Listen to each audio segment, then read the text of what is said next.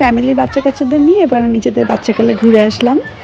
কথা বলছিলাম Wonderland amusement পার্কের, যেটা ১০০ ফিটে অবস্থিত। অ্যাকচুয়ালি জায়গাটাকে সাঁতারপুল বলা হয়। তো আমাদের এমনিতে প্ল্যান ছিল অনেকদিন থেকে, যেহেতু আমার ঈদে আমার বোন আসছে আমার ভাগ্নেটাকে নিয়ে। আমার আম্মু আছে, আমি আছি, আমার মেয়েটা আছে।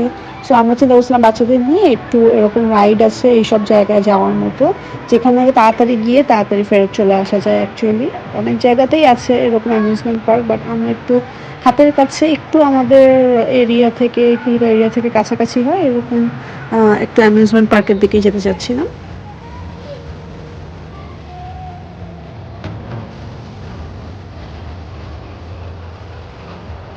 আমাদের বাসা থেকে আমরা বিকাল ৪টায় রওনা দিয়ে মোটামুটি ৭টার ভিতরে এলাকায় চলে এসেছিলাম। কয়েকটা রাইডে চড়েছি, সবগুলোতে চড়িনি।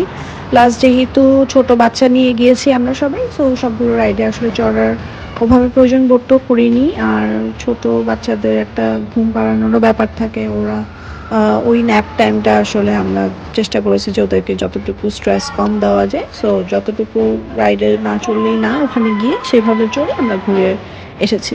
মোটামুটি ভালো এক্সপেরিয়েন্স ছিল। আমার ওয়ান্ডারল্যান্ডে ঘুরতে এমনিও ছোটোকালে খুব ভালো লাগতো। আমার মনে হয় যে বাচ্চা-কাচ্চাদের এখানে আসলে মাঝে, মাঝে নিয়ে যাওয়া উচিত। শুধু এইটা না, বিভিন্ন অ্যামিউজমেন্ট পার্কে মাঝে, মাঝে নিয়ে যাওয়া উচিত। কারণ জীবনযাত্রাটা আসলে এখন অন্যরকম। সো ওদেরকেও একটু এক্সপেরিয়েন্স করা উচিত এসব জিনিস, যেটা মনে হয় আমার কাছে।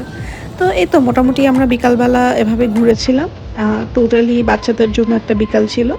যতটুকু সম্ভব ওদেরকে নিয়ে আমরা এনজয় করার চেষ্টা করেছি।